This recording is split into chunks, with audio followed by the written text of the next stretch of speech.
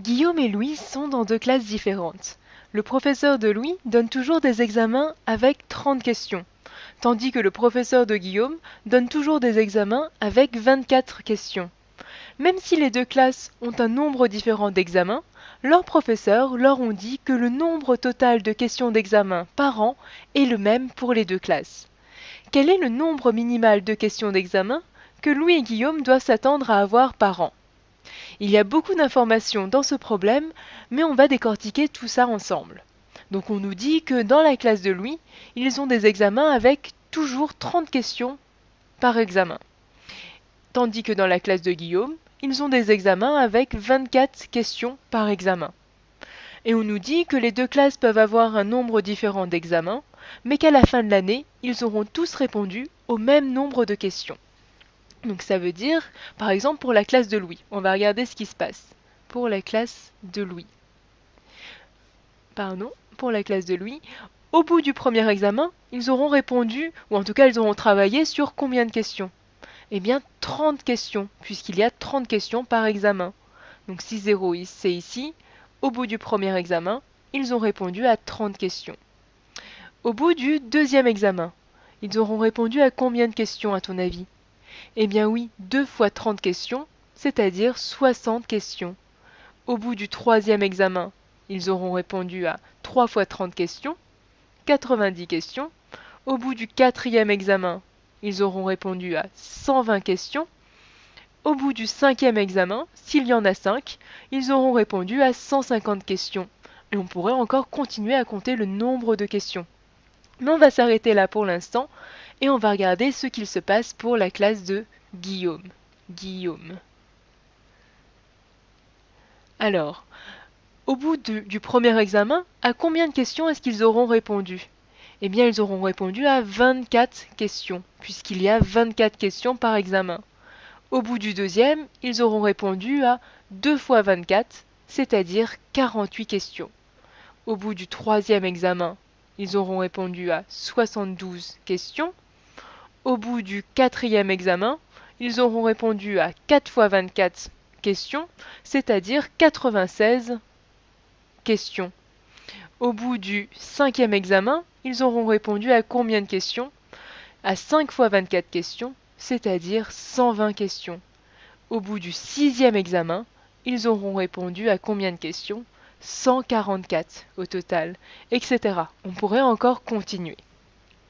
Ici, on nous demande quel est le nombre minimal de questions d'examen que Louis et Guillaume doivent s'attendre à avoir, sachant qu'ils doivent avoir le même nombre de questions répondues à la fin de l'année.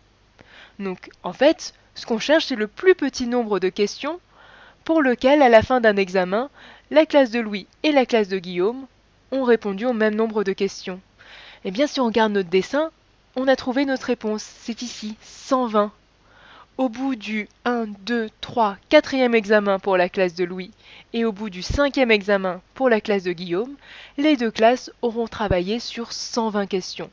Donc on a notre réponse, c'est 120. 120 questions. Mais en fait, on peut trouver cette réponse d'une autre façon. En fait, répondre à cette question, ça revient à calculer le PPCM, le plus petit commun multiple de 30, je vais le réécrire, de 30 et de 24. Tu vois, 120 ici, c'est le plus petit des multiples communs de 30 et de 24. Donc ici, on a déjà la solution. Mais on peut trouver cette solution d'une autre façon, sans avoir à faire ce dessin-là. On peut décomposer 30 et 24 en facteurs premiers et calculer le PPCM comme ça. On va prendre une autre couleur et c'est ce qu'on va faire. 30, si je le décompose en facteurs premiers, qu'est-ce que ça donne? Eh bien 30, on peut l'écrire comme 2 fois 15. Et 15, on peut l'écrire comme 3 fois 5. 3 fois 5. Donc 30, je peux dire que c'est égal à 2 fois 3 fois 5. On va faire la même chose pour 24. 24, je peux écrire que c'est égal à 2 fois 12. Et 12, c'est égal à quoi? 12, c'est égal à 2 fois 6. Et 6, c'est égal à quoi? 6, c'est égal à 2 fois 3. Donc si je décompose 24 en facteurs premiers, ça donne 2 fois 2 fois 2 fois 3. Et le PPCM de 30 et de 24, c'est le nombre qui est à la fois divisible par 30 et par 24. Pour que le PPCM soit divisible par 30, il faut que j'ai un 2, un 3 et un 5. Donc je vais les écrire. Il faut avoir un 2 multiplié par 3 multiplié par 5. Ça fait en sorte que le PPCM est divisible par 30. Pour que le PPCM soit divisible par 24, il faut que j'ai un 2, un autre 2, un troisième 2 et un 3. Là, j'ai déjà un 2 et j'ai déjà un 3, donc il ne me manque plus que 2 2. Je vais les ajouter ici. On ajoute les 2 2 manquants. Donc tout ça, est-ce que ça fait bien 120? On va vérifier ça ensemble. 2 fois 3, ça fait combien? Ça fait 6. 6 fois 5, ça fait 30. 30 fois 2, ça fait 60. Et 60 fois 2, ça fait bien 120. On retrouve notre résultat. Le PPCM de 30 et de 24, c'est 120. 120, c'est le nombre minimal de questions d'examen que Louis et Guillaume doivent s'attendre à avoir par an. On va voir un deuxième problème. Pour cela, je vais effacer tout ça pour faire de la place.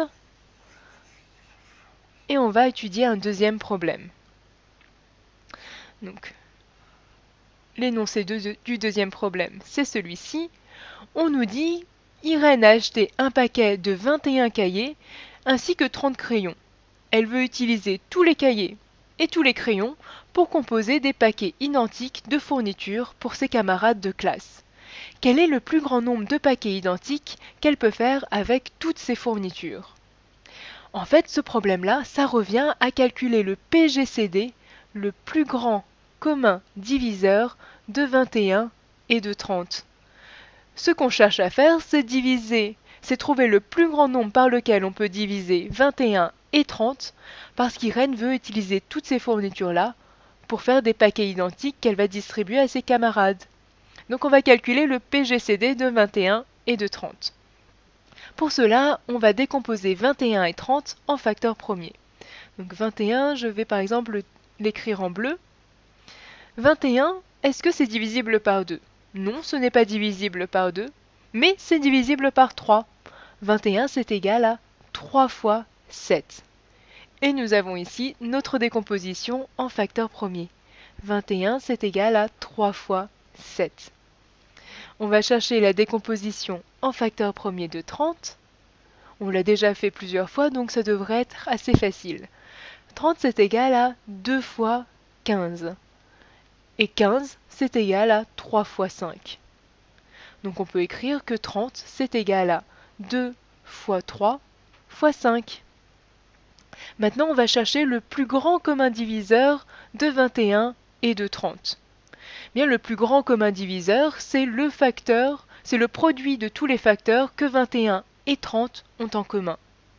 Ici, 21 et 30, qu'est-ce qu'ils ont en commun? Ils ont 3, et c'est tout. 3, c'est le seul facteur en commun que 21 et 30 ont. Donc on a trouvé notre PGCD, c'est 3. Irène va pouvoir faire 3 paquets identiques avec ses 21 cahiers et ses 30 crayons. On va essayer de faire un dessin pour représenter tout ça. Donc si on dit qu'on dessine les cahiers en bleu, je vais dessiner 21 cahiers, donc 1, 2, 3, 4, 5, 6 et 7, et on va copier-coller tout ça. Donc là j'en ai 7, je copie et je colle. Donc je vais coller cette partie-là juste en dessous, si l'ordinateur veut bien. Donc non, ça ne marche pas, on va recommencer. On va copier, voilà, on va déplacer cette partie-là ici. Ça nous en fait 14 au total. On continue, cette fois-ci on en a 21. On va les aligner ici. Voilà, donc on a 21 cahiers. Et je vais dessiner 30 crayons. Donc, un crayon, 2, 3, 4, 5, 6, 7, 8, 9, 10. On va pareil les copier-coller. Donc ici, j'en ai 10. Là, ça m'en fait 20. et là, ça m'en fait 30. Donc on nous dit ici que le PGCD de 21 et de 30, c'est 3. Ça veut dire que la seule façon d'utiliser toutes ces fournitures et de faire des paquets égales, c'est de diviser les cahiers et les crayons en groupes de 3. Regarde, là ça fait un premier groupe de 3, un deuxième groupe, un premier groupe, un deuxième groupe et un troisième groupe. Ici, pareil, je peux faire 3 groupes. Un premier, un deuxième et un troisième. Et donc par exemple, quand elle réunira ce groupe-là et celui-ci, ça fera un paquet.